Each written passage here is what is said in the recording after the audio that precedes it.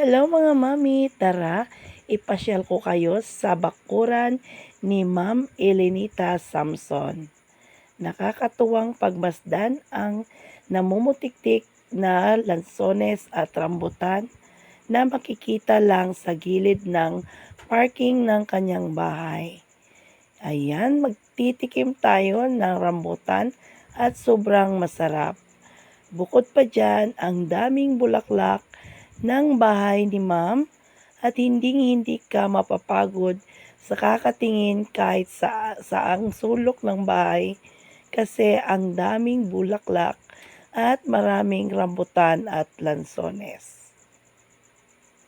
Ayan, kahit green pa, ang tamis na mga mami.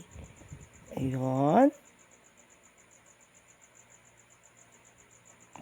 Nakaka-amaze yung paligid ng bahay ni Ma'am Elenita at nakaka-relax din dito sa loob ng kanyang bakuran. Thank you for watching.